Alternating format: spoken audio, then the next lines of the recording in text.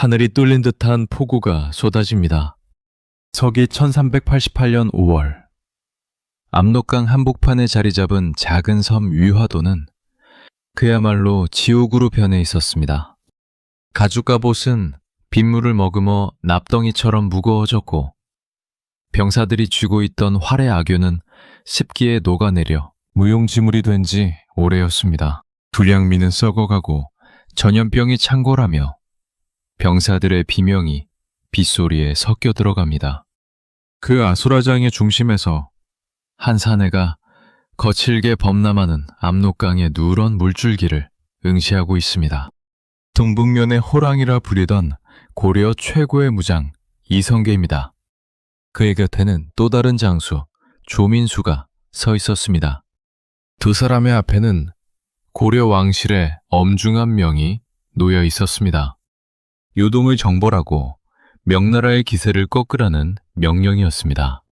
하지만 이 강을 건너는 순간 그것은 정벌이 아니라 집단 자살이 될 것이 빤했습니다. 이성계는 이미 4가지 불가한 이유인 사불가론을 내세워 회군을 요청했지만 돌아온 것은 당장 강을 건너라는 서슬퍼런 재촉뿐이었습니다.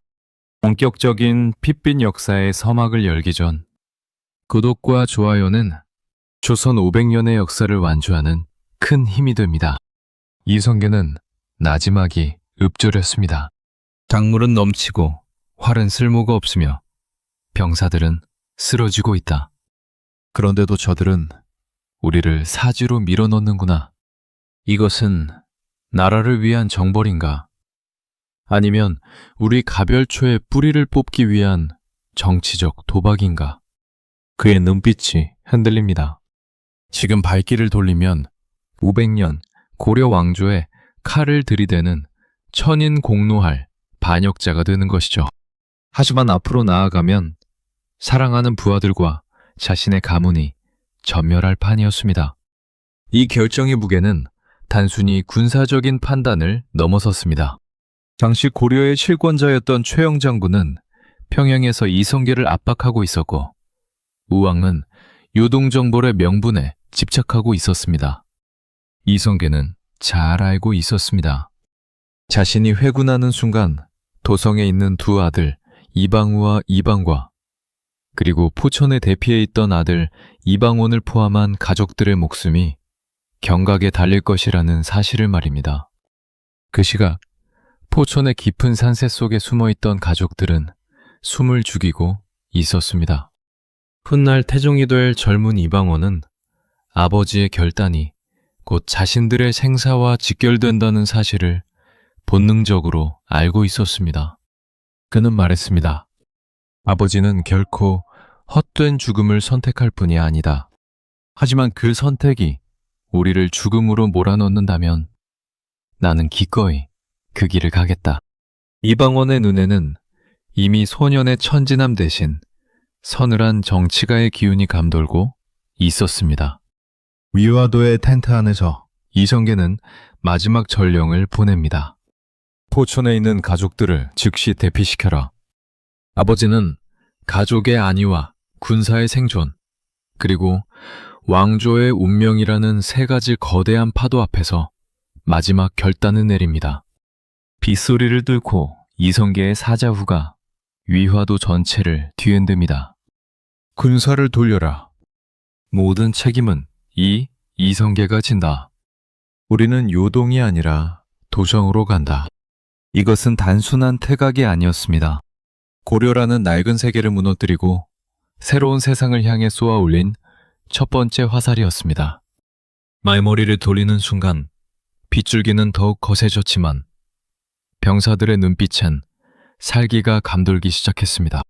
죽으러 가는 길이 아니라 살기 위한 길, 그리고 세상을 뒤엎기 위한 행군이 시작된 것입니다. 압록강의 진흙탕을 박차고 일어난 이성계의 군마는 이제 고려의 심장부인 개경을 향해 거침없이 달려갑니다. 승구수는 던져졌고 역사의 수레바퀴는 돌이킬 수 없는 방향으로 구르기 시작했습니다. 최영 장군과 우왕이 기다리는 도성에는 이미 피냄새가 진동하고 있었습니다. 아버지가 회군했다는 소식을 들은 젊은 이방원의 눈에는 서늘한 광기가 서립니다. 이제 고려의 해는 지고 누구도 가보지 못한 핏빛 새벽이 밝아오고 있었습니다. 하지만 이 거대한 반역의 이면에는 고려를 사지로 몰아넣었던 참혹한 민생의 현실이 숨겨져 있었습니다. 왜 백성들은 왕조의 배신자를 환영할 수밖에 없었을까요? 강토는 넓었으나 백성이 발붙일 땅은 단 한 평도 없었습니다. 500년에 이어온 고려의 하늘은 더 이상 푸른 희망이 아니었습니다. 그것은 백성들의 머리 위를 짓누르는 거대하고 낡은 무덤의 뚜껑과도 같았습니다. 당시 기록은 이 시대를 가리켜 산과 강을 경계로 삼았다고 적고 있습니다. 권세가들이 남의 땅을 빼앗을 때 담장을 치는 것이 아니라 저기 보이는 저 산부터 저기 흐르는 저 강까지가 모두 내 땅이다 라고 선포했다는 뜻입니다. 한 명의 권문세족이 소유한 땅이 오늘날의 군 단위나 현 단위를 통째로 삼키는 일이 예사였습니다. 농민들은 대대로 일궈온 자신의 논밭에서 하루아침에 노비로 전락하거나 소작농이 되어 수확물의 8할 이상을 빼앗겼습니다. 기득권층인 권문세족들은 거대한 저택에서 산의 진미를 즐기며 명나라와 원나라의 눈치를 보기 바빴지만 백성들은 나무 껍질을 벗겨 먹으며 연명했습니다. 고려라는 국가는 존재했지만 고려의 백성을 지켜줄 시스템은 완전히 붕괴된 상태였습니다. 어느 날 계령 근처의 한 마을에서는 기가 막힌 풍경이 벌어집니다. 한 가난한 농부가 울부짖으며 관가로 뛰어들어왔습니다. 나으리, 억울합니다. 저의 노는 작년에 이미 세금을 3번이나 냈습니다. 그런데 올해는 아직 농사도 시작하지 않았는데 벌써 내년치 세금을 내라고 합니다. 이게 사람 사는 세상입니까? 하지만 관리는 비웃으며 대답합니다. 이 사람아, 자네 땅이 어제부로 김대감님 댁 산천 경계 안으로 들어갔네. 이제 자네는 나라에 세금을 내는 게 아니라 대감님께 소장료를 내야 해. 그리고 밀린 나라 세금은 자네가 알아서 해결하게. 이것이 실제 고려 말의 풍경이었습니다. 국가의 창고는 비어갔고 군사들은 굶주렸습니다. 외적들이 쳐들어와도 싸울 힘이 없었습니다. 북쪽에서는 홍건적이 내려와 도성을 유린하고 남쪽에서는 왜구들이 창궐하여 해안가 마을을 잿더미로 만들었습니다. 백성들은 생각했습니다. 이 나라가 과연 우리를 위한 나라인가? 차라리 세상이 뒤집어지든가 다른 나라의 백성이 되는 것이 낫지 않겠는가? 이런 절망의 구렁텅이 속에서 지식인들은 둘로 나뉘었습니다. 어떻게든 썩은 부위를 도려내어 고려를 수술해보자는 온건파와 이 집은 이미 기둥까지 썩었으니 완전히 허물고 새로 지어야 한다는 혁명파였습니다. 그 혁명의 불씨를 가슴에 품고 나타난 인물이 바로 정부전이었습니다. 그는 유배지를 떠돌며 백성들이 흙을 씹으며 죽어가는 모습을 목격했습니다. 그리고 결심했습니다. 왕의 성씨를 바꾸는 것 정도가 아니라 이 땅의 주인 자체를 바꾸는 거대한 기획을 말입니다. 고려의 조정은 이미 자정 능력을 상실했습니다. 왕권은 땅에 떨어졌고 대신들은 서로의 목에 칼을 겨누는 정적들 뿐이었습니다. 이성계가 위화도에서 말머리를 돌렸을 때 개경의 백성들이 공포에 떨면서도 한편으로는 묘한 기대감을 가졌던 이유가 여기에 있습니다. 맑은 하늘이 무너져 내려야만 비로소 새로운 해가 뜰 수 있다는 것을 그들은 본능적으로 알고 있었던 것이죠. 하지만 구질서의 저항은 만만치 않았습니다. 고려를 지키려는 마지막 거인 최영 장군이 버티고 있었기 때문입니다. 이제 칼과 칼이 부딪히는 소리가 개경의 성벽을 넘어 들려오기 시작합니다. 이성계의 정예병 가별초와 최영의 중앙군이 맞붙는 그 운명의 순간은 한 시대의 종말을 알리는 장송곡과 같았습니다. 그는 고려인이 아니었습니다.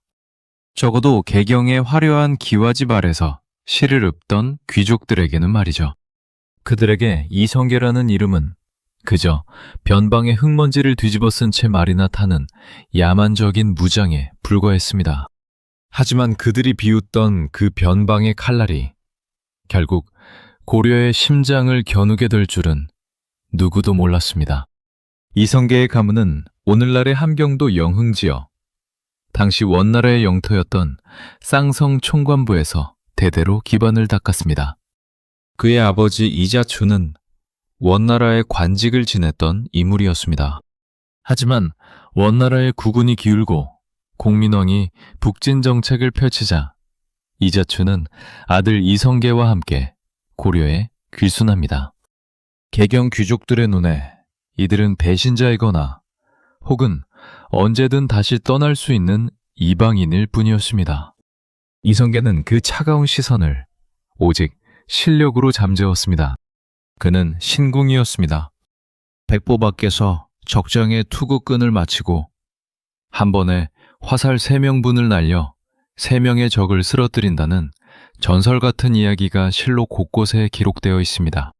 여진족의 용맹한 장수들이 그 앞에서 무릎을 꿇었고 남쪽 바다를 피로 물들였던 왜구들도 이성계라는 깃발만 보면 혼비백산하여 달아났습니다.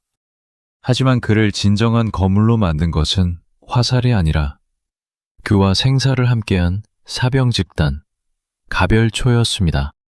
가별초는 단순한 군대가 아니었습니다.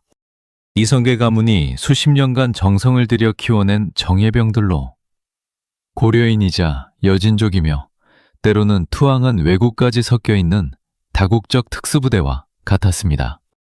그들은 이성계의 말 한마디에 불길 속으로도 뛰어들 준비가 되어 있었습니다.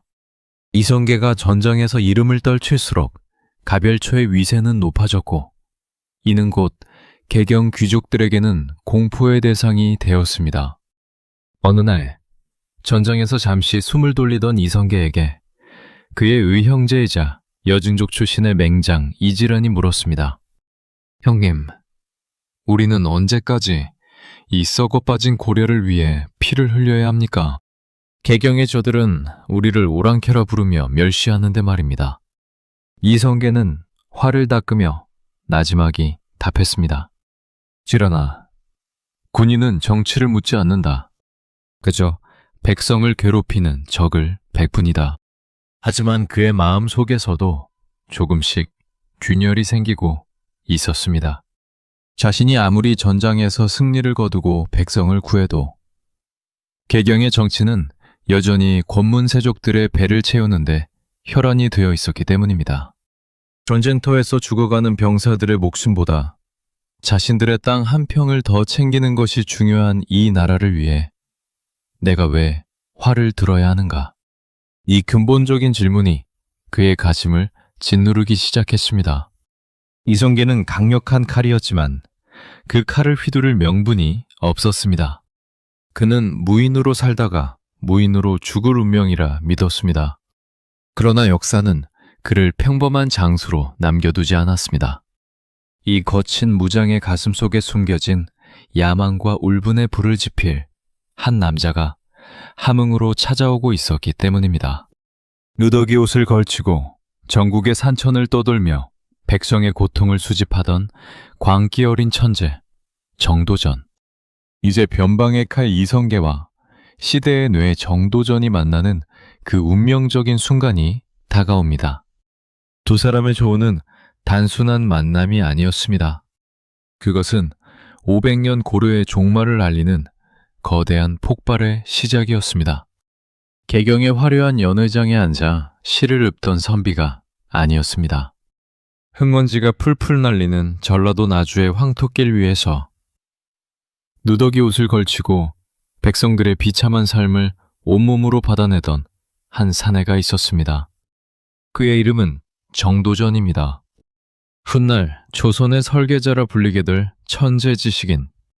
하지만 이 시기 그는 고려라는 거대한 감옥에서 쫓겨난 유백에게 불과했습니다. 정도전이 나주의 부곡으로 유배를 떠난 것은 서기 1375년의 일이었습니다. 당시 고려 조정은 원나라와 명나라 사이에서 줄타기를 하고 있었고, 정도전은 명나라와 손을 잡아야 한다는 강경한 입장을 고수하다 권신들의 눈밖에 나게 됩니다. 하지만 이 유배는 그에게 단순한 형벌이 아니었습니다. 그것은 그가 책 속에서만 보았던 백성이라는 실체를 대면하는 운명적인 시간이었습니다. 나주의 초라한 초가집에서 그는 백성들과 함께 밥을 먹고 함께 흙을 만졌습니다. 어느 날 한 늙은 농부가 정도전에게 물었습니다. 선비님, 나라가 무엇입니까?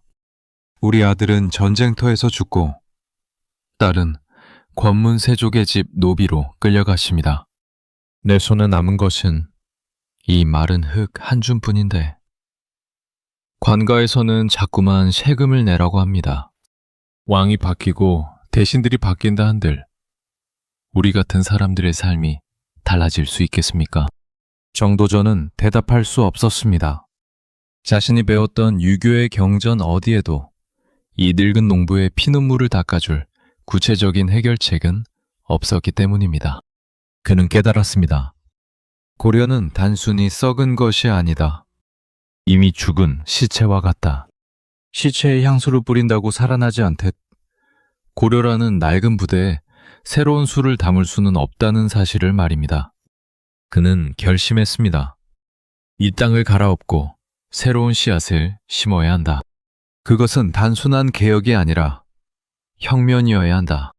5년이라는 긴 방랑과 유배 생활 동안 정도전의 가슴 속에는 거대한 설계도가 그려졌습니다. 하지만 그에게는 결정적인 것이 부족했습니다. 바로 그 설계를 현실로 옮길 수 있는 강력한 힘, 즉 군사력이었습니다.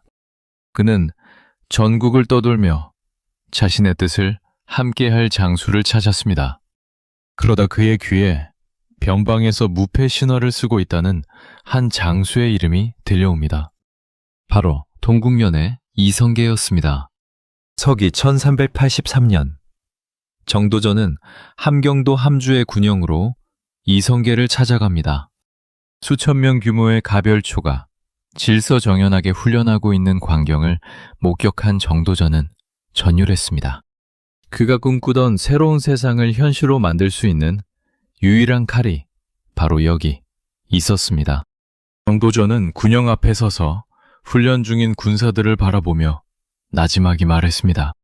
훌륭하구나. 이 군대라면 무엇인들 못하겠는가. 서기 1383년 함경도 함주의 동북면 도지위사형. 북방의 찬바람이 군영의 깃발을 거칠게 흔드는 가운데 낡은 베옷을 입은 한 사내가 군 식구들 틈에 섞여 연무장을 응시하고 있었습니다. 그 사내의 눈에 비친 광경은 경이로움 그 자체였습니다. 수천 명의 가별초가 한 몸처럼 움직이며 대열을 정비하고 기마병들이 번개 같은 속도로 목표물을 꿰뚫는 모습. 개경의 나약한 중앙군과는 차원이 다른 실전의 기운이 군영 전체를 감싸고 있었습니다. 이 초라한 행색의 사내를 향해 군사들이 경계의 빛을 띠며 다가왔을 때 저 멀리서 위험 있는 목소리가 들려왔습니다. 멈춰라, 내 손님이다. 목소리의 주인공은 바로 동북면의 지배자 이성계였습니다. 그는 이미 이 사내가 누구인지 알고 있었습니다. 당대 최고의 석학, 이색의 제자이자 한때 촉망받는 관료였으나 지금은 유배지를 전전하는 떠돌이 지식인 정도전. 이성계는 호기심 가득한 눈으로 그를 자신의 막사로 불러들였습니다. 두 남자가 마주 앉았습니다. 한쪽은 평생을 전장에서 보낸 거친 무장이었고 다른 한쪽은 평생을 책과 씨름해온 날카로운 지식인이었습니다. 먼저 입을 연 것은 정도전이었습니다. 장군, 방금 밖에서 장군의 군대를 보았습니다. 참으로 대단하더군요. 이 정도의 군대라면 진실로 무엇인들 못하겠습니까? 정도전의 목소리는 낮았지만 그 안에는 묘한 떨림이 있었습니다. 이성계는 그 말을 가볍게 받아 넘기려 했습니다. 선생, 과찬이십니다. 그저 변방의 오랑캐와 왜구를 막기 위해 오랫동안 훈련한 아이들일 뿐입니다. 하지만 정도전은 멈추지 않았습니다. 아니요, 장군. 제가 말하는 무엇은 단순히 왜적을 막는 일을 뜻하는 것이 아닙니다. 이 나라 고려의 썩은 뿌리를 통째로 뽑아내고 굶주린 백성들에게 새로운 세상을 열어주는 일. 장군의 그 칼이라면 가능하지 않겠습니까? 박사 안의 공기가 순식간에 얼어붙었습니다. 그것은 명백한 반역의 언어였습니다. 하지만 이성계는 화를 내는 대신 정도전의 눈을 뚫어지게 쳐다보았습니다. 선생은 지금 내게 반역을 꿈꾸라는 것이오? 정도전은 피하지 않고 대답했습니다. 장군, 하늘의 명은 정해진 주인이 없습니다. 오직 백성의 마음을 얻는 자에게 머무는 법이죠. 지금 고려의 왕씨들은 그 명을 잃었습니다. 백성들은 이미 왕을 버렸는데 장군은 무엇을 망설이십니까? 이날의 대화는 두 사람의 운명을 완전히 바꿔놓았습니다. 정도전은 이성계에게서 자신이 꿈꾸는 유교적 이상국가를 현실로 만들어줄 거대한 그릇을 보았습니다. 반대로 이성계는 정도전에게서 자신이 막연하게 느껴왔던 세상에 대한 분노를 정연한 논리로 풀어내줄 나침반을 발견했습니다. 붓이 칼에게 방향을 제시하고 칼이 붓에게 힘을 빌려주는 역사적 결합이 이루어진 것입니다. 하지만 이들의 결합은 곧 개경의 기득권층에게는 가장 위협적인 재앙이 되었습니다. 특히 성리학의 정통성을 중시하며 고려라는 틀 안에서의 개혁을 주장했던 정몽주에게는 이들의 만남이 불길한 전조로 다가왔습니다. 정도전과 정몽주, 같은 스승 아래서 동문수학하며 형제보다 가까웠던 두 사람이었지만 이제 한 사람은 새로운 집을 짓기 위해 망치를 들었고 한 사람은 낡은 집을 수리하기 위해 기둥을 붙잡았습니다. 밤이 깊어가는 함주의 군영에서 이성계와 정도전은 밤새도록 세상을 논했습니다. 정도전이 그려내는 조선 경국전의 초안과 이성계가 전장에서 익힌 통솔력이 하나로 녹아들며 건국의 설계도가 조금씩 형체를 드러내기 시작했습니다. 하지만 이 원대한 계획을 실행에 옮기기 위해서는 먼저 넘어야 할 거대한 산이 있었습니다. 바로 요동정벌이라는 명분 아래 이성계를 사지로 밀어넣으려 하는 고려의 마지막 거인 최영 장군이었습니다.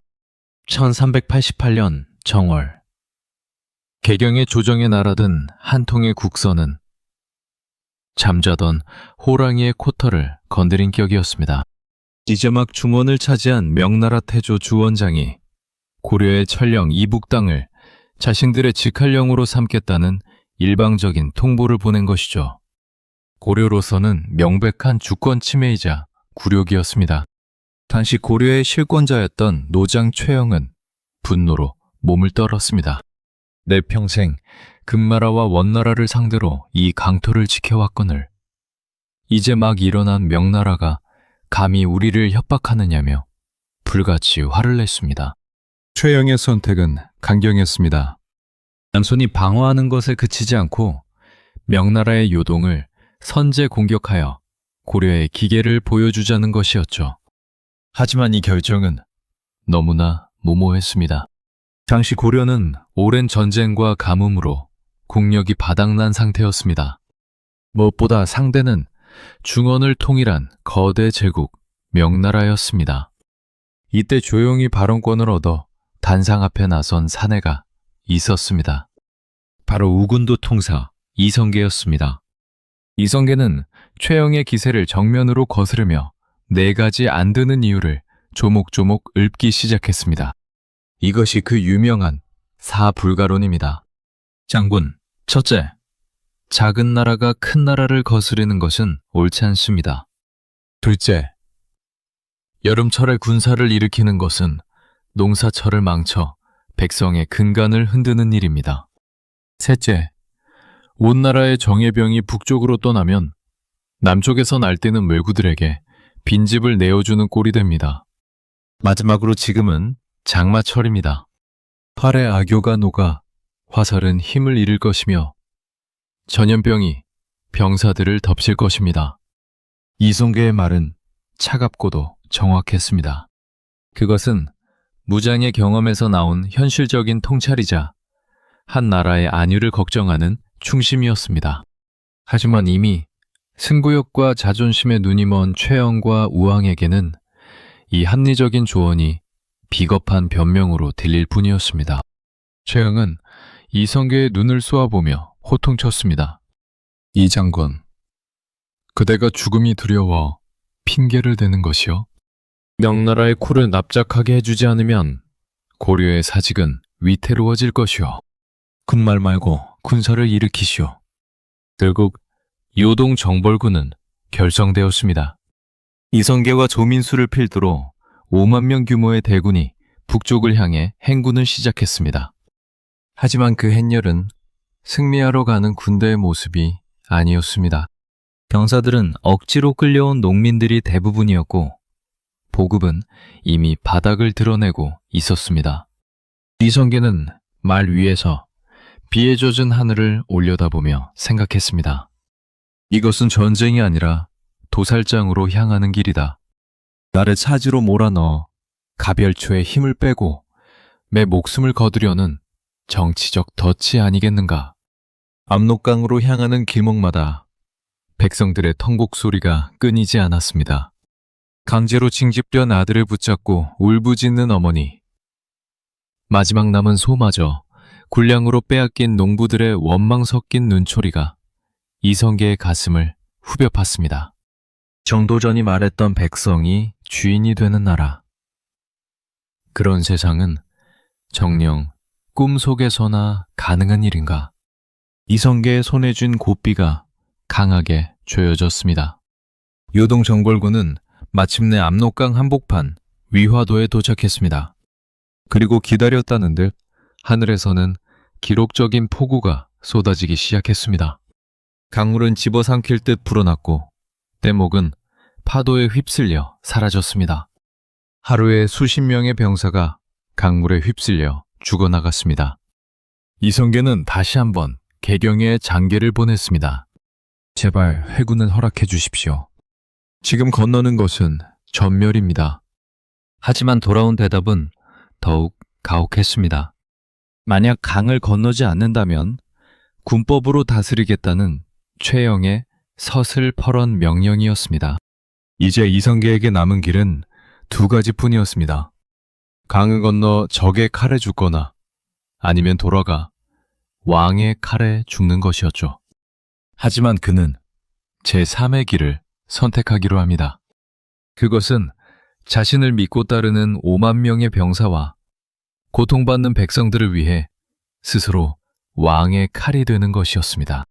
폭우가 텐트를 찢을 듯 몰아치는 밤, 이성계는 조민수의 막사를 찾았습니다. 장군, 우리는 여기서 개죽음을 당할 것인가? 아니면 나라를 바로잡을 것인가? 두 장수의 시선이 부딪혔습니다. 단역이라는 무거운 단어가 공중에 떠다녔지만 두 사람의 가슴 속에는 이미 거대한 결심이 서 있었습니다. 압록강의 누런 물줄기는 이제 고려의 낡은 운명을 씻어내고 새로운 시대로 흐를 준비를 하고 있었습니다. 개경의 성벽 위로 붉은 노을이 아니라 핏빛 긴장이 내려앉았습니다.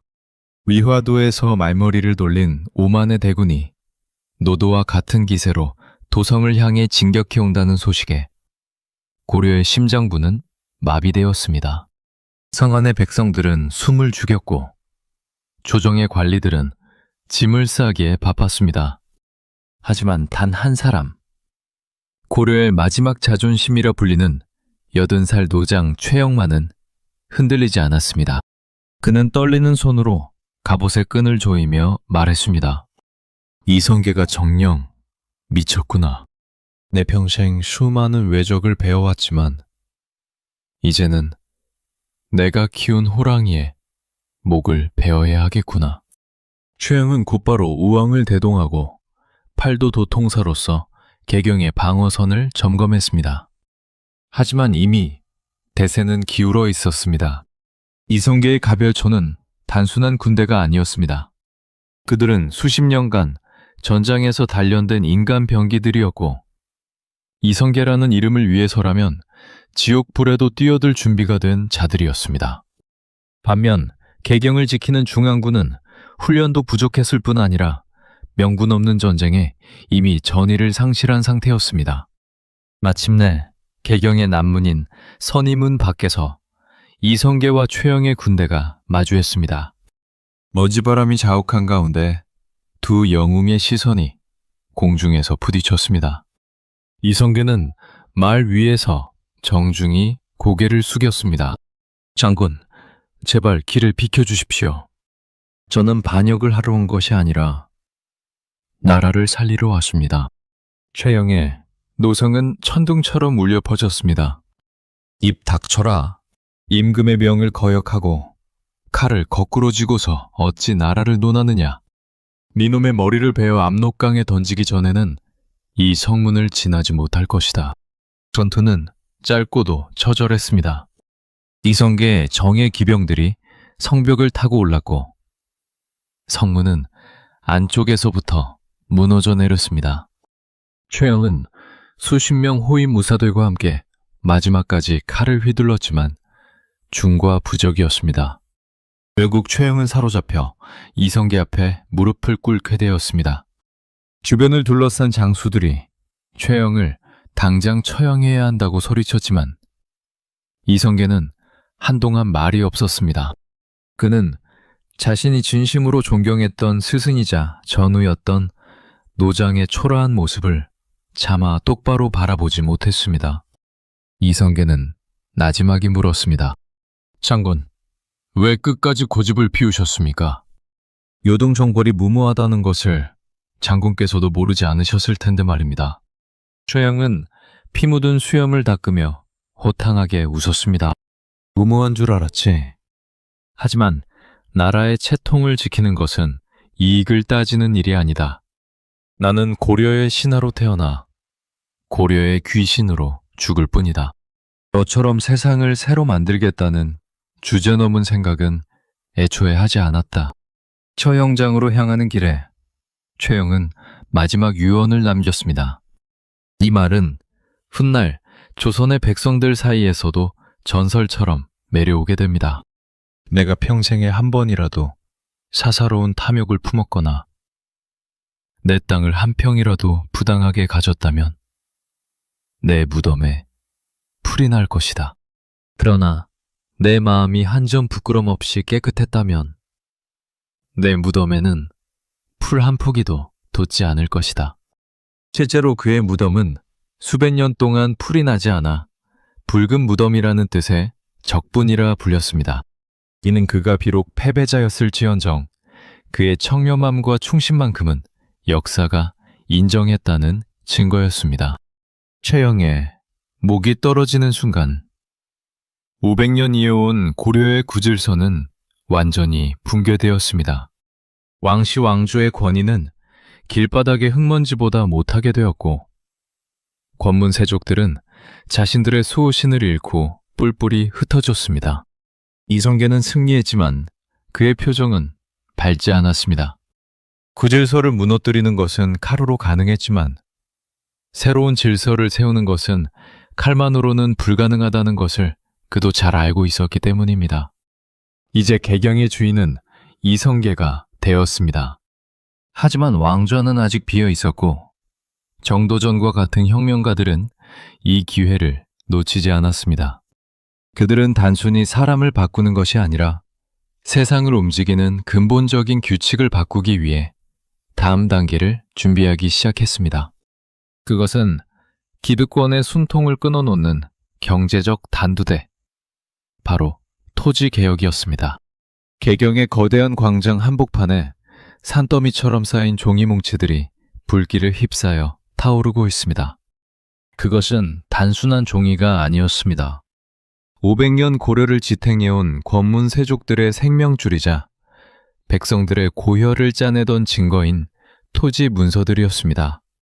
불길은 하늘 높이 치솟았고 타버린 종이 조각들은 마치 검은 나비처럼 개경의 하늘을 뒤덮었습니다. 이 광경을 지켜보던 권문 세족들은 가슴을 치며 통곡했습니다. 저것은 내 조상이 물려준 땅이고 내 가문의 자존심이다. 그런데 저 무식한 군인과 광기 어린 유학자가 우리 가문을 도륙하고 있구나. 가면 그 불길 너머로 이 광경을 지켜보던 농민들의 눈에는 눈물이 고였습니다. 이제 더 이상 한 평의 땅을 두고 3명의 주인에게 세금을 내지 않아도 된다는 사실. 내 자식에게 굶주림이 아닌 수확의 기쁨을 물려줄 수 있다는 희망이 불꽃과 함께 타오르고 있었습니다. 이것이 바로 정도전이 기획하고 이성계가 실행한 인류 역사상 가장 과감한 경제개혁인 과전법의 시작이었습니다. 정도전은 잘 알고 있었습니다. 아무리 왕을 바꾸고 이름을 바꿔도 기득권층이 땅을 독점하고 있는 한 새로운 나라는 신기루에 불과하다는 것을 말이죠. 그는 주장했습니다. 이 땅은 원래 국가의 것이며 백성이 경작하는 것이 천하의 이치다. 땅을 가진 자가 세력을 가지고 세력을 가진 자가 정치를 어지럽히니 그 뿌리를 잘라야 한다. 권문세족들의 저항은 상상을 초월했습니다. 그들은 이성계의 집 앞으로 몰려와 시위를 벌이고 조정의 회의를 거부하며 배수진을 쳤습니다. 장군, 이것은 명백한 사유재산 침해입니다. 하늘이 무너져도 조상 대대로 내려온 땅을 내놓을 수는 없습니다. 하지만 이성계의 대답은 차갑고도 단호했습니다. 당신들이 산과 강을 경계로 땅을 차지하고 있을 때 백성들은 길바닥에서 굶주려 죽어갔소. 그 조상의 땅이라는 것이 백성의 피눈물로 세워진 것이라면 이제는 돌려주는 것이 순리요. 1391년 마침내 과전법이 공포되었습니다. 기존의 모든 토지 문서를 무효로 하고 경기도의 땅을 국가가 환수하여 새로운 관료들에게 직급에 따라 나누어 주는 파격적인 조치였습니다. 이는 권문세족들의 경제적 기반을 단칼에 날려버린 경제적 단두대였습니다. 돈줄이 막힌 구세력은 급격히 힘을 잃었고 이성계를 따르는 신진 사대부들은 비로소 나라를 운영할 재정적 기반을 얻게 되었습니다. 정도전의 설계는 치밀했습니다. 그는 단순히 땅을 뺏는 데 그치지 않고 세금의 비율을 수확량의 10분의 1로 고정했습니다.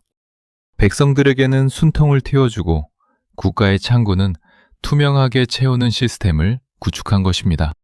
개경의 거리에는 이제 곡소리가 아닌 기대 섞인 웅성거림이 가득했습니다. 드디어 세상이 바뀌는구나. 정말로 새로운 세상이 오는 모양이다. 하지만 이 거대한 변화의 물결 속에서도 마지막까지 고개를 젓는 인물이 있었습니다. 바로 정몽주였습니다. 그는 토지개혁의 필요성에는 공감했지만 이성계 일파가 이 경제개혁을 발판 삼아 역성혁명, 즉 왕조를 바꾸려는 속내를 노골적으로 드러내는 것을 경계했습니다. 몽주는 생각했습니다. 집을 수리하라고 했더니 아예 기둥을 뽑아 불을 지르고 있구나. 내 비록 이성계와 정도전을 아끼나 고려라는 집 자체를 태우는 것은 결코 좌시할 수 없다. 과전법으로 경제적 승기를 잡은 이성계 세력과 고려의 마지막 자존심을 지키려는 정몽주. 이제 두 세력의 충돌은 피할 수 없는 운명이 되었습니다. 경제가 정치로, 정치가 다시 생존의 문제로 번지며 개경의 밤은 더욱 깊고 서늘해졌습니다. 그리고 그 어둠 속에서 한 사내가 조용히 칼날을 갈고 있었습니다. 이성계의 5번째 아들이자 훗날 조선의 기틀을 피로 다질 사내 이방원이었습니다. 전방이약의 지종, 고려의 마지막 자존심이라 불리던 포은 정몽주. 흔히 우리는 그를 단심가를 읊조리다 비극적으로 생을 마감한 충절의 선비로만 기억합니다. 하지만 기록이 전하는 정몽주는 결코 유약한 학자가 아니었습니다. 그는 명나라와 일본을 오가며 고려의 국익을 지켜낸 노련한 외교관이었고, 전장에서는 이성계와 함께 말머리를 나란히 했던 용맹한 장수였으며, 정치판에서는 상대의 숨통을 단숨에 조일 줄 아는 맹혹하고 강력한 정치가였습니다. 정몽주와 정도전, 그리고 이성계. 이 세 사람은 한때 세상을 바꾸기 위해 같은 꿈을 꾸었던 동지였습니다. 정도전과 정몽주는 같은 스승 이생 밑에서 동문수학하며 유교적 이상국가를 꿈꿨고, 이성계는 그 꿈을 현실로 바꿀 강력한 힘이 되어 주었죠. 하지만 역성혁명이라는 거대한 갈림길 앞에서 그들의 길은 잔혹하게 갈라집니다. 정도전이 썩은 고려를 허물고 새 집을 짓자고 외칠 때, 정몽주는 기둥이 썩었으면 갈아 끼우면 될 일이지 어찌 조상 대대로 내려온 집을 태우려 하는가 라며 맞섰습니다. 정몽주는 이성계 세력에게 가장 까다롭고 무서운 라이벌이었습니다. 명분과 실력을 동시에 갖춘 그가 버티고 있는 한 이성계의 주기는 반역이라는 꼬리표를 뗄 수 없었기 때문입니다. 정몽주는 단순히 말로만 그들을 막아선 것이 아니었습니다. 그는 조정의 여론을 장악하고 이성계의 최측근인 정도전과 조준 등을 차례로 유배 보내며 이성계의 수지, 즉 손과 발을 하나씩 잘라나갔습니다. 이성계가 낙마사고로 병상에 누워있을 때 정몽주는 이 기회를 놓치지 않고 이성계 일파를 완전히 축출하기 위한 마지막 정치적 공세를 퍼부었습니다. 그것은 이성계조차 전율케 한 노련한 승부수였습니다. 이성계는 침소에 누워 깊은 한숨을 내쉬었습니다. 포원은 나의 오랜 벗이자 고려의 보배다. 그를 얻지 못한다면 내 어찌 백성 앞에 서겠는가. 이성계는 끝까지 그를 설득하고 싶어 했습니다. 하지만 그의 아들 이방원의 생각은 달랐습니다. 이방원의 눈에 정몽주는 반드시 넘어야 할 벽이 아니라 반드시 무너뜨려야 할 장애물이었습니다. 대명분을 중시하는 아버지와 달리 이방원은 권력의 생리를 누구보다 빨리 깨우친 청년이었습니다. 포온이 살아있는 한 우리 가문의 미래는 없다. 이방원의 머릿속에서는 이미 핏빛 결론이 내려지고 있었습니다. 정몽주 역시 직감하고 있었습니다. 이성계의 집으로 향하는 그 길이 자신의 마지막 길이 될 수도 있다는 것을 말입니다. 주변의 만류에도 불구하고 그는 호련히 말에 올랐습니다. 그는 정치가이기 이전에 고려의 신하였고 자신의 신념을 위해서라면 죽음조차 기꺼이 받아들일 준비가 되어 있었기 때문입니다. 그는 이성계의 병실로 찾아가 그의 안부를 물으며 마지막으로 서로의 진심을 확인하려 했습니다. 동지에서 주적으로, 그리고 이제는 삶과 죽음의 경계에서 마주하게 된 두 천재. 정몽주의 발걸음은 이제 선주교라는 역사의 단두대로 향하고 있었습니다. 고려 500년의 자존심이 꺾이는 그 순간, 역사적이게도 조선이라는 새로운 해가 뜰 준비를 마치고 있었습니다.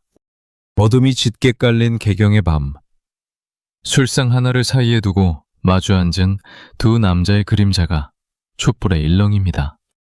한 명은 30살 패기 넘치는 청년 이방원이었고, 또 한 명은 고려의 마지막 대들보인 56살 정몽주였습니다. 이 자리는 단순한 술자리가 아니었습니다. 그것은 500년 왕조의 명운을 건 마지막 정치적 협상이자 서로의 목숨을 담보로 한 서늘한 선전포고였습니다. 먼저 잔을 채운 것은 이방원이었습니다. 그는 부드럽지만 뼈가 있는 목소리로 시 한 소를 욥절입니다. 바로 그 유명한 하여가입니다. 이런들 어떠하며 저런들 어떠하리. 만수산 드렁치게 얽혀진들 어떠하리. 우리도 이같이 얽혀져 100년까지 누리리라.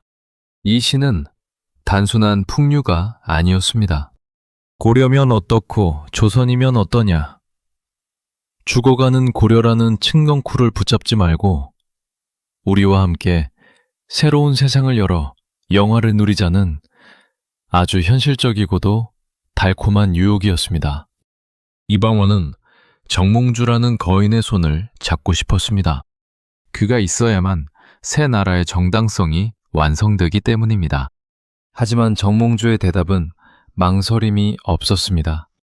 그는 이방원이 건넨 잔을 단숨에 비우고는 역사의 길이 남을 단심가로 운수합니다. 이 몸이 죽고 죽어 100번 고쳐 죽어 백골이 진토되어 넋이라도 있고 없고 임향한 일편단심이야 가실 줄이 있으랴. 이방원의 눈빛이 차갑게 식었습니다.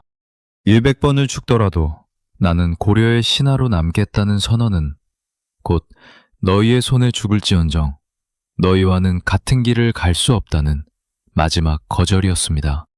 시조가 끝난 순간 두 사람 사이에 흐르던 마지막 정은 끊어졌습니다. 정몽주는 자리에서 일어나 말에 올랐습니다. 그는 이미 자신의 운명을 알고 있었습니다. 집으로 돌아가는 길목, 선주교라는 이름의 작은 돌다리가 그의 생의 마지막 무대가 될 것임을 말입니다. 밤공기를 가르는 말발굽 소리가 적막한 선주교에 울려 퍼졌습니다.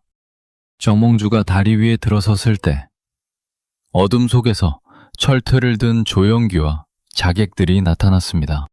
정몽주는 피하지 않았습니다. 그는 말 위에서 꼿꼿이 앉아 자신을 향해 달려드는 철퇴를 마주했습니다. 퍽하는 둔탁한 소리와 함께 고려의 마지막 자존심이 차가운 돌다리 위로 쓰러졌습니다. 그의 선혈이 다리를 붉게 물들였고 전설에 따르면 그 자리에서 대나무가 솟아나 그 다리를 선주교라 부르게 되었다고 전해집니다. 여기서 우리가 주목해야 할 정치적 반전이 있습니다. 훗날 조선의 왕이 된 이방원은 자신이 죽인 정몽주를 오히려 충절의 상징으로 높여 추앙합니다. 왜 그랬을까요? 자신이 세운 조선이라는 나라에서도 신하들이 정몽주처럼 일편단심으로 왕에게 충성하기를 바랐기 때문입니다.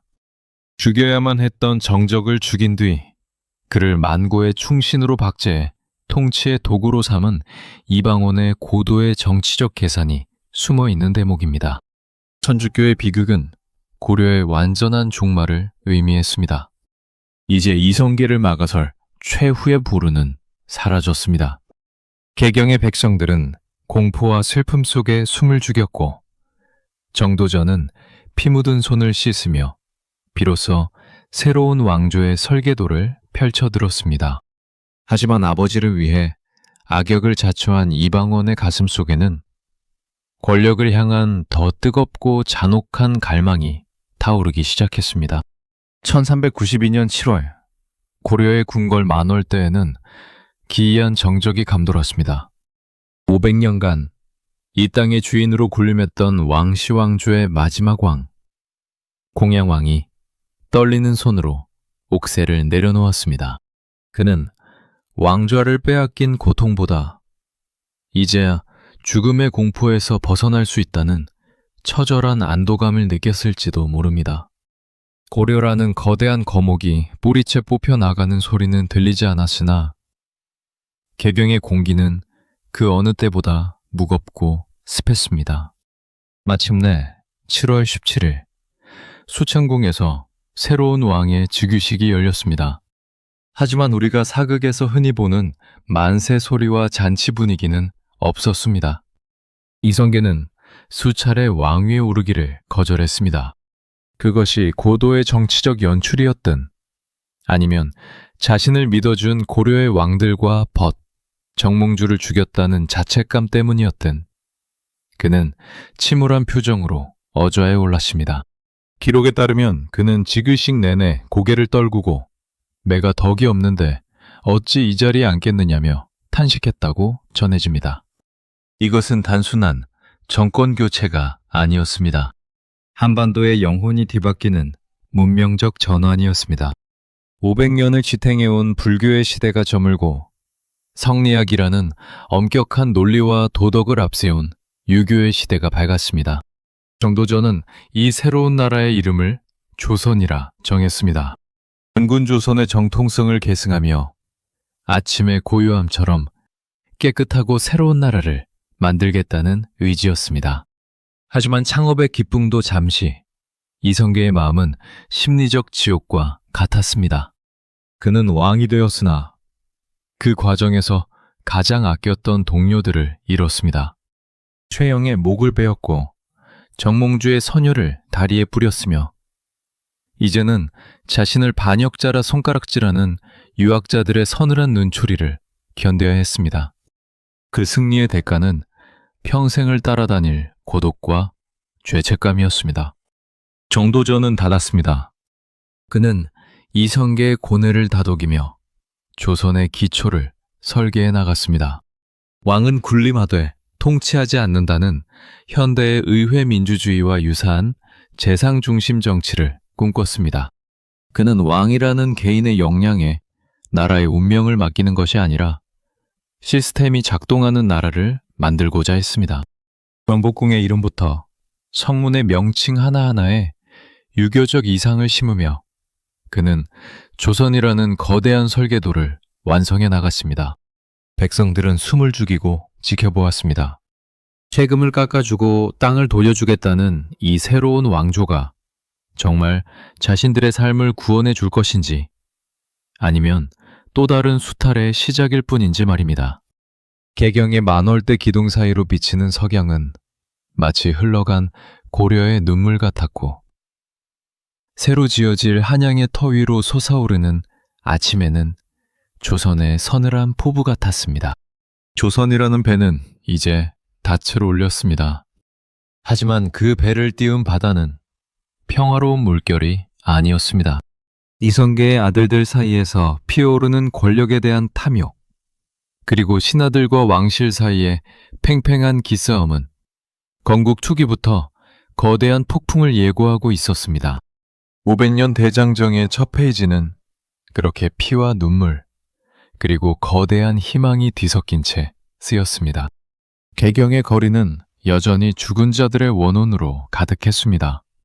만월대에 무너진 기둥 사이로 흐르는 공기는 무거웠고 고려의 옛 신하들이 뿜어내는 원망 섞인 시선은 이성계의 등 뒤를 서늘하게 찔렀습니다.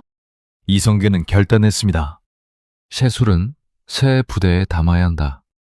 우리는 이 피비린내 나는 개경을 떠날 것이다. 이것은 단순한 이사가 아니었습니다. 구체제와의 완벽한 단절이자 새로운 문명을 건설하겠다는 선포였습니다.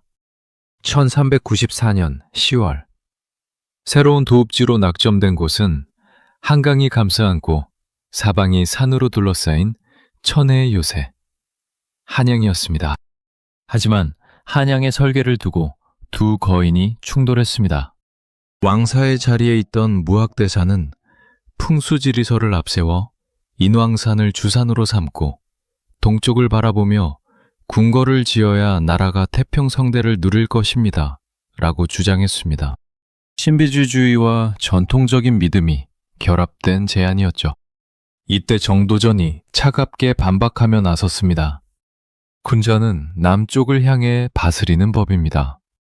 풍수가 아닌 유교의 도덕적 원리가 이 나라의 중심이 되어야 합니다. 정도전에게 한양은 단순히 사람이 사는 터가 아니었습니다. 그것은 성리학이라는 거대한 철학을 돌과 나무로 형상화한 거대한 철학의 도시였습니다.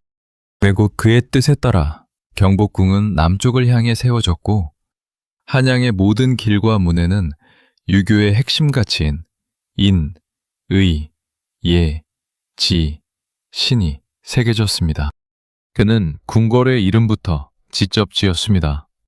정복, 즉 큰 복을 누리라는 뜻의 궁궐 안에는 왕이 부지런히 정사를 돌보라는 근정전, 깊이 생각하여 다스리라는 사정전이 배치되었습니다. 이것은 왕에게 무소불위의 권력을 휘두르라는 뜻이 아니었습니다. 오히려 이 이름들을 보며 매 순간 너의 부덕함을 경계하고 백성을 두려워하라 라는 지독한 훈계에 가까웠습니다. 정도전은 한양이라는 도시 자체를 왕을 가르치는 거대한 교실로 설계한 것입니다. 그뿐만이 아니었습니다. 도성을 에워싼 사대문에도 철학을 심었습니다. 동쪽에 인, 흥인지문, 서쪽에 의, 돈의문, 남쪽에 예, 숭례문, 그리고 북쪽에 지, 숙청문. 현재 숙청문을 통해 백성들이 오가며 자연스럽게 도덕적 가치를 체득하게 했습니다. 그리고 그 중심에는 믿음을 상징하는 보신각을 두어 인간의 5가지 도리를 완성했습니다. 한양은 인류 역사상 보기 드문 완전 계획도시였습니다.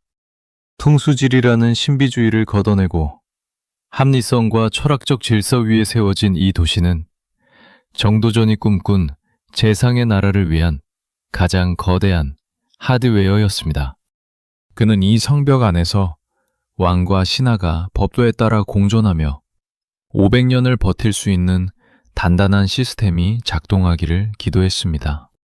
하지만 정도전이 간과한 것이 있었습니다. 그는 시스템을 설계할 수는 있었지만 인간의 심장 속에 타오르는 권력에 대한 원초적인 욕망까지는 통제할 수 없었습니다. 한양의 아름다운 단청이 채 마르기도 전 경복궁의 그림자 뒤에서는 또 다른 핏빛 기운이 감돌기 시작했습니다. 설계된 미래가 아닌 욕망이 빚어내 잔혹한 현실이 기다리고 있었습니다. 새로운 나라 조선의 아침은 찬란했으나 궁궐의 뒷마당에서는 서늘한 도끼가 자라나고 있었습니다. 건국이라는 거업을 달성한 이성계에게는 2명의 부인이 있었습니다. 첫째 부인 신의왕후 한씨는 건국 전 세상을 떠났고 그의 곁을 지키며 건국을 도운 것은 둘째 부인인 신덕왕후 강씨였습니다. 그녀는 단순한 후궁이 아니었습니다. 이성계가 위기에 처할 때마다 명석한 두뇌로 길을 제시했던 정치적 동반자이자 조선 건국의 숨은 1등 공신이었습니다.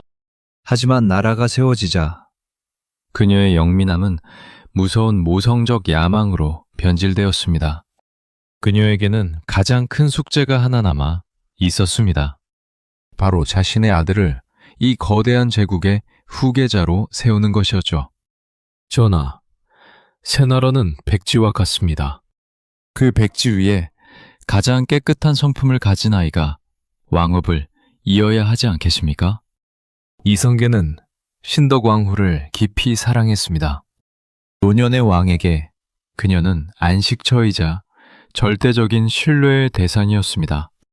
결국 이성계는 정도전과 상의 끝에 첫째 부인의 장성한 아들들을 제쳐두고 신덕왕후의 막내 아들인 이방석을 세자로 책봉합니다. 이때 방석의 나이는 고작 11살이었습니다. 이 결정은 궁궐 전체에 거대한 해일의 전조를 불러왔습니다. 특히 선주교에서 정몽주의 피를 묻히며 아버지를 왕으로 만들었던 5번째 아들 이방원의 분노는 극에 달했습니다. 그는 스스로를 사냥개라 느꼈습니다. 사냥이 끝나자 주인이 가장 아끼는 강아지에게 고기를 던져주고 정작 피를 흘린 사냥개는 토사구팽하려 한다는 배신감이 그의 영혼을 잠식했습니다. 이방원에게 신덕왕후는 이제 어머니가 아닌 자신의 생존권을 위협하는 정치적 적대자였습니다. 그는 궁궐 복도를 지나며 신덕왕후와 마주칠 때마다 서늘한 미소를 지었습니다. 그 미소 뒤에는 당신이 세운 저 어린아이가 과연 이 핏빛 권좌를 지탱할 수 있을 것 같으냐는 잔혹한 물음이 숨어 있었습니다. 정치적 고립은 심화되었습니다. 정도전 역시 강력한 왕권을 경계했기에 다루기 힘든 이방원보다는 어린 방석을 세워 신권 중심의 국가를 만들고자 했습니다. 왕과 왕비, 그리고 당대 최고의 권력자 정도전이 한 배를 타고 이방원을 벼랑 끝으로 밀어놓은 것입니다. 하지만 신덕 왕후는 한 가지를 간과했습니다. 이방원은 단순히 화를 내는 사람이 아니라 가장 차가운 순간에 칼을 뽑는 사내라는 사실을 말입니다. 이방원은 자신의 사병들을 남몰래 훈련하며 때를 기다렸습니다. 자신에게 주어진 이 잔혹한 운명을 피하지 않고 오히려 그 운명의 목을 비틀어 스스로 왕이 되겠다는 결심을 굳힌 것입니다. 1396년 9월, 신덕왕후 강씨가 급작스럽게 병으로 세상을 떠납니다. 이성계는 통곡하며 그녀를 궁궐 근처인 정릉에 묻고 매일 아침 저녁으로 종소리를 들으며 그녀를 그리워했습니다. 그러나 신덕 왕후의 죽음은 평화의 시작이 아니었습니다. 그녀라는 마지막 방어막이 사라진 순간, 이방원의 칼날은 비로소 집집마다 숨겨둔 사병들의 손으로 옮겨졌습니다. 이제 한양의 밤은 더 이상 고요하지 않을 것입니다. 어머니의 야망이 남긴 세자 방석이라는 가냘픈 등불을 끄기 위해 이방원의 거대한 폭풍이 경복궁을 향해 휘몰아치기 시작했습니다. 1398년 8월 26일, 한양의 밤은 숨이 막힐 듯한 고요 속에 잠겨 있었습니다. 달빛조차 구름에 가려 보이지 않던 금은 밤, 경복궁 서쪽 송현동 부근의 한 작은 집에서 불빛이 새어나왔습니다. 그곳에는 조선의 설계자 정도전과 그의 동지들이 모여 시를 읊으며 술잔을 기울이고 있었습니다. 그들은 자신들이 꿈꾸던 재상 중심의 나라가 완성되어 간다고 믿었습니다. 하지만 그들이 출기에 젖어 있을 때 어둠 속에서는 수백 개의 칼날이 소리 없이 번뜩이고 있었습니다. 때가 되었다. 이방원의 낮은 목소리가 떨어지기 무섭게 잠자고 있던 한양이 요동치기 시작했습니다. 이것이 바로 역사가 기록한 제1차 왕자의 난, 혹은 정도전의 입장에서는 무인정사라 불리는 핏빛 쿠데타의 서막이었습니다. 이방원은 치밀했습니다. 그는 정도전이 추진하던 사병 혁파, 즉 개인 군대를 없애는 정책을 역이용했습니다. 정도전이 종친들을 해치려 한다는 명분을 내세워 자신을 따르는 정예 병력과 가별초의 후예들을 이끌고 정도전의 은신처를 포위했습니다. 불길이 치솟고 비명이 난무하는 가운데 당대 최고의 천재 정도전은 미처 칼을 뽑을 새도 없이 이방원 앞에 끌려 나왔습니다. 이 순간은 조선 역사상 가장 드라마틱한 사상과 권력의 충돌이었습니다. 한 명은 시스템이 지배하는 나라를 꿈꿨던 이상가였고, 다른 한 명은 강력한 왕의 의지가 지배하는 나라를 원했던 현실주의자였습니다. 기록에 따르면 정도전은 죽기 전 이방원을 향해 나지막이 탄식했다고 합니다. 내가 일찍이 장군 이성계를 도와 새 나라를 세웠거늘 어찌 오늘 이 아이의 손에 죽을 줄 알았으랴.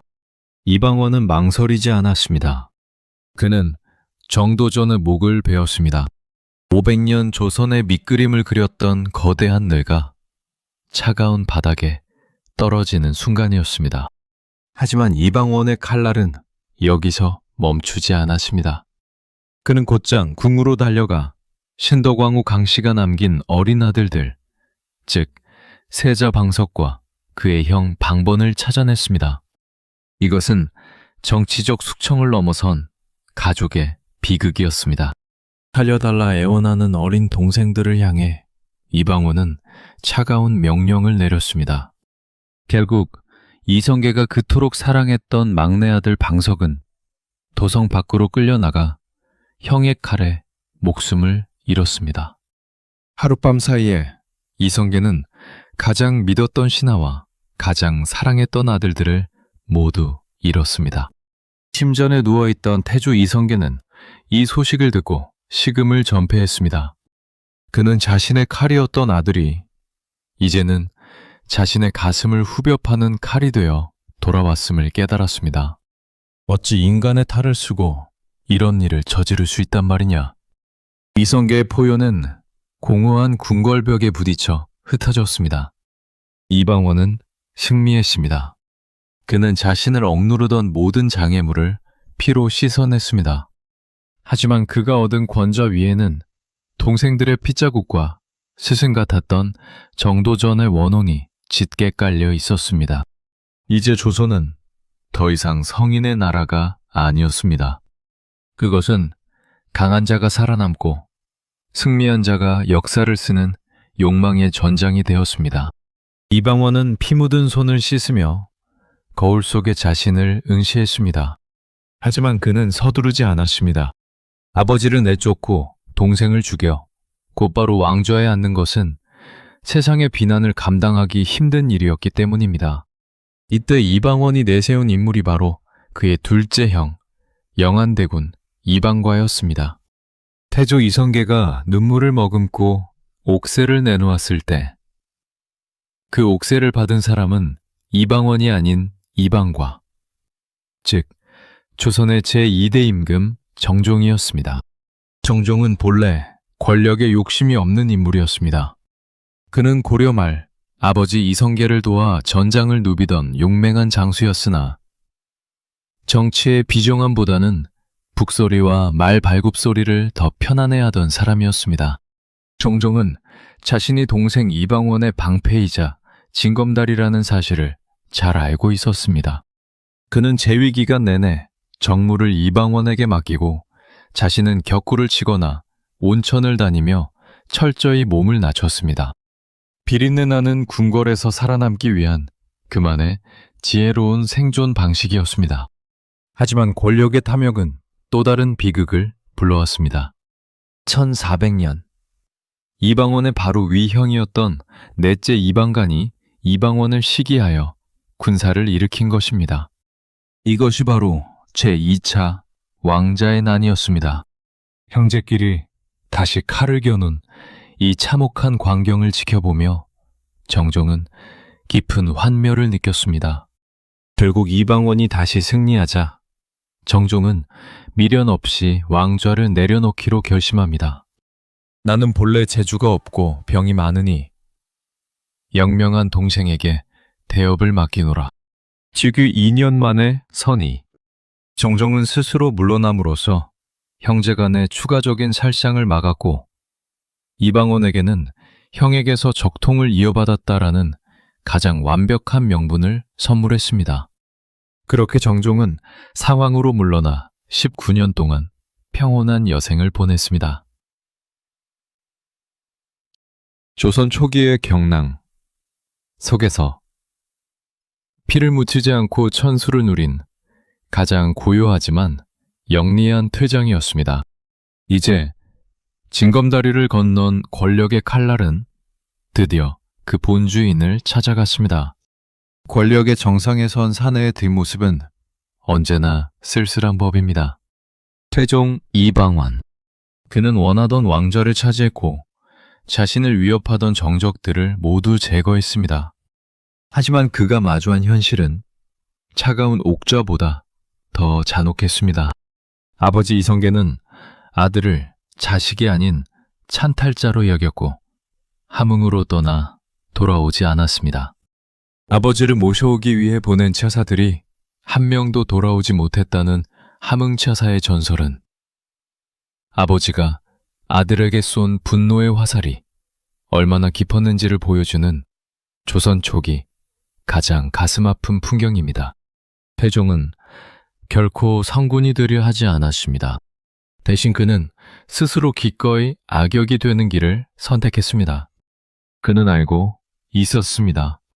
전국 초기 왕권이 흔들리면 나라의 기틀이 무너진다는 것을 말입니다. 그래서 그는 잔혹해졌습니다. 자신의 즉위를 도왔던 처남들, 민씨 형제들을 단칼에 숙청했습니다. 외척이 바로하여 왕실을 흔드는 싹을 아예 잘라버린 것입니다. 신하들은 그를 폭군이라 수군거렸고 역사는 그를 피해 군주로 기록하기 시작했습니다. 하지만 그의 철혈 통치 이면에는 지독하리만큼 치밀한 국가 설계가 있었습니다. 그는 사병을 협파하여 군사력을 오직 국가의 것으로 기속시켰고 육조 직계제를 통해 왕이 직접 국정을 챙기는 강력한 중앙집권 체제를 구축했습니다. 또한 그는 기록의 무서움을 아는 왕이었습니다. 사냥 중 말에서 떨어졌을 때 사관이 모르게 하라라고 말한 그 사소한 명령까지 실록에 적혔다는 일화는 태종이 비록 칼으로 세상을 다스렸으나 사관의 붓끝만큼은 꺾지 않았던 조선 정치 문화의 위대함을 보여줍니다. 태종의 통치가 막바지에 다다랐을 때 그는 자신의 셋째 아들 충녕대군을 유심히 지켜보았습니다. 장남 양녕이 방탕한 길을 걸을 때 충녕은 밤을 새워 책을 읽으며 백성의 삶을 고민하고 있었습니다. 태종은 결단했습니다. 나는 모든 피를 내 손에 묻히고 가겠다. 너는 오직 거룩하고 평화로운 나라를 다스리거라. 이것이 태종 이방원이 아들 세종에게 남긴 마지막 유산이었습니다. 그는 아들이 정치적 걸림돌 없이 문화와 학문을 꽃피울 수 있도록 세종이 즉위한 후에도 상왕으로서 병권을 쥐고 남은 공신들을 숙청하는 마지막 청소를 마다하지 않았습니다. 태종이 흘린 피는 훗날 세종대왕이 만들어낼 한글과 과학기술, 그리고 조선의 황금기를 지탱하는 가장 단단한 걸음이 되었습니다.